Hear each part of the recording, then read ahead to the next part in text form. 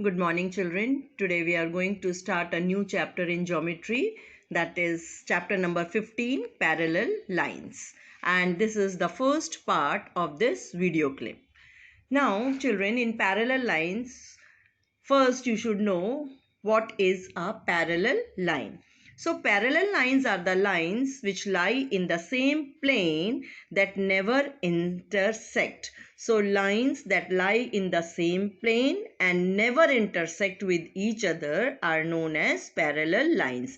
See children, I have drawn here parallel lines. If you will go on extending this line AB and CD, they will not intersect at any point. So these are the parallel lines. The perpendicular distance between the two parallel lines remain constant. See, the perpendicular distance between these two parallel lines, it always remains constant. There is no change. Suppose this line is of 5 centimeter, this will also be 5 centimeter, or the perpendicular distance of this line between AB and CD is 5 centimeter. So this will also be 5 centimeter. That means they are constant.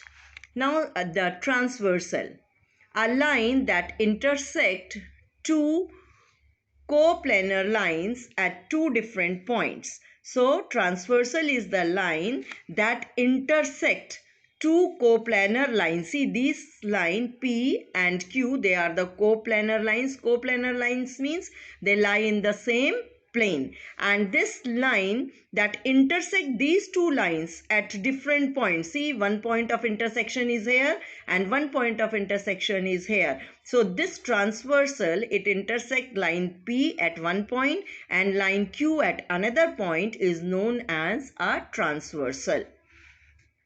In the above figure, the line T is the transversal that intersects the coplanar lines. Coplanar means in the same plane P and Q. Now, 8 angles are formed when a transversal intersect two coplanar lines. See here in this figure, children, I have marked the angles 1, 2, 3, 4, 5, 6, 7, 8. So 8 angles are formed when a transversal intersect two coplanar lines. Now corresponding angles lie on the same side of the transversal T and on the same side of the lines P and Q. So now children, about the corresponding angles. Corresponding angles always lie on the same side. See here, two sides are here. This is one side, or we can call it as the right side, and this is the left side. So the corresponding angles lie on the same side of the transversal and on the same side of the lines P and Q. So here you suppose if we take this side or the left side of this transversal line of the line P and Q, you will see find that angle 1 and angle 5 form one pair of corresponding angle. Second pair is 3, angle 3 and angle 7 forms the second pair. And if we come to this side, angle 2 and angle 6, they are the corresponding angles, and angle 4 and angle 8 are the corresponding angles. So here in these coplanar lines which are intersected by a transversal, we can see that 4 pairs of corresponding angles are there. Now, second is alternate interior angles are non-adjacent angles that lie on opposite sides of the transversal between P and Q, that is in the region marked interior. Now see here in this figure the alternate interior angle. Now see here adjacent angles. First you see what are adjacent angles. See, angle 1 and 2 are adjacent angle. Angle 2 and 4 are also adjacent angles. They have a common arm. So children, in alternate interior angles are non-adjacent. Non-adjacent means it may be 4 and 5. in this way, non-adjacent angles, and they lie on the opposite side of the transversal. Opposite side, suppose this is one angle, this is another, this is one side of the transversal, this is another side of the transversal, and they are non-adjacent angles. And in this way, children, and they are always marked in the interior. See here, this is, I have written here interior, and these are the exterior parts. So children, angle 4 and angle 5, they are the alternate interior angles, and in the same way angle 3 and angle 6 is the alternate interior angles. So we have two pairs of alternate interior angles. Third type is alternate exterior angles lie on the opposite sides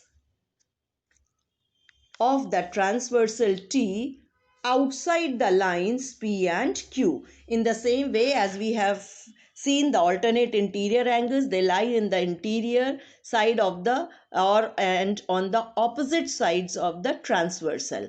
In the same way, alternate exterior angles lie on the opposite sides of the transversal outside the lines, not inside the lines but outside the lines. So angle 1 and angle 8. See here, both are at the exterior and they are opposite. They lie on the opposite sides of the transversal. So angle 1 and angle 8 forms one pair of alternate exterior angle.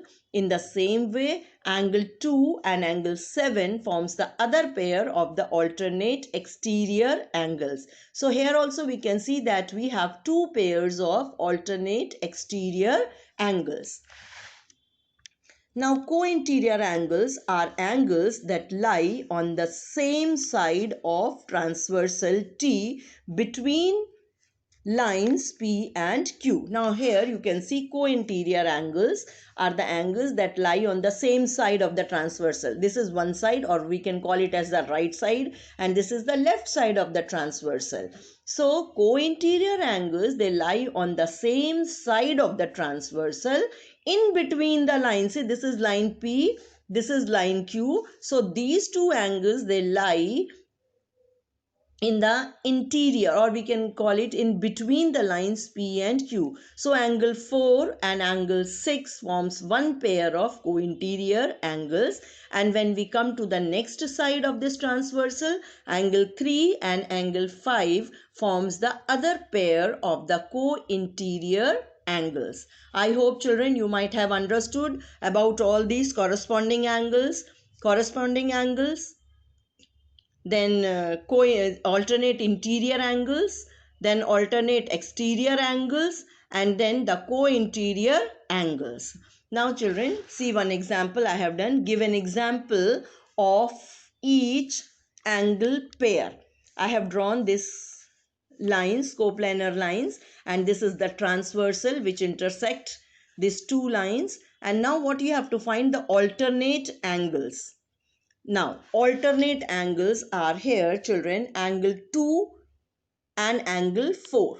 Look here, angle 2 and angle 4, they are the alternate angles. In the same way, angle 3 and angle 1 is another pair of alternate angles.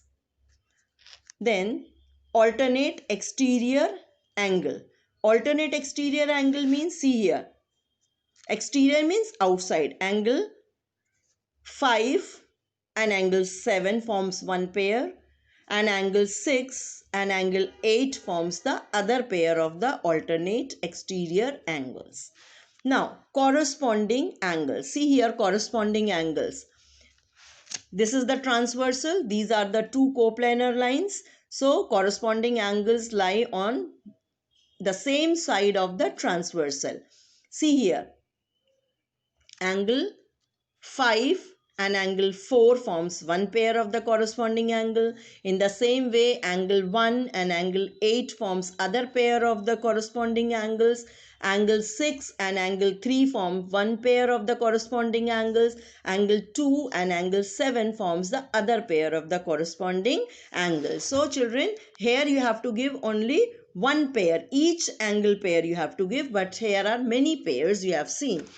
Now in the second example, name the type of angles pair shown in each letter. Now see here. You have to see here. This is first figure. These are the parallel lines. You can see they are the parallel lines, and this is the transversal. So these two angles, they lie on one side of the transversal. This is the transversal. These are the parallel lines. So this is the transversal, and these two angles, they lie on the same side of the transversal. So which angle it is? It is corresponding angle.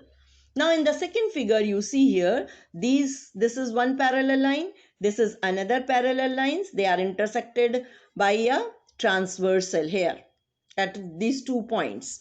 This is a transversal. So you can see here, this is the interior side of the line P of these two lines. So the angles, they lie in the opposite to this transversal on the interior. So these two angles are the alternate interior angles. Now here you can see, this is one parallel line, this is another parallel line, and this is the transversal. And see, this is the transversal, and these two angles, they lie on the same side of the transversal in between these two lines. These two angles are in between these lines. So these angles represents the co-interior angles. I hope children, you might have understood all this. Now here we will see the theorems. This is very important, children, and you have to learn all these things. If two parallel lines are cut by a transversal, then these are the terms these are the points which you have to remember always. Then only you can solve all the questions of this exercise. So the corresponding angles are equal. See here, these are the two parallel lines. This is intersected by the transversal, or this transversal cuts these two lines, and these 8 angles I have marked here. Now you see here, the first point is that first theorem is that the corresponding angles are equal. Now, as you know, children, angle 1 and angle 6 forms one pair. So, angle 1 is always equal to angle 6. If angle 1, suppose, for example, angle 1 is of 60 degree, then angle 6 is also of 60 degree.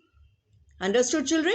This is the meaning that angle 1 is equal to angle 6. Then angle 4 is equal to angle 8. Suppose this angle 4 is of 50 degree. Then angle 8 is also of 50 degree. In the same way here, angle 2 is equal to angle 5 and angle 3 is equal to angle 7. So this is, that means we have 4 pairs of corresponding angles, and all these pairs are always equal. Next is alternate interior angles are equal. See here again, these two are the parallel lines. This is this transversal, and 4 angles are marked here, and alternate interior angles. You know, children, angle 3 and angle 6, they are the alternate angle. So angle 3 is always equal to angle 6. Suppose if angle 3 is of 70 degree, then angle 6 is also of 70 degree. Therefore, we can say that angle 3 is equal to angle 6. In the same way, other pair, angle 4 is equal to angle 5.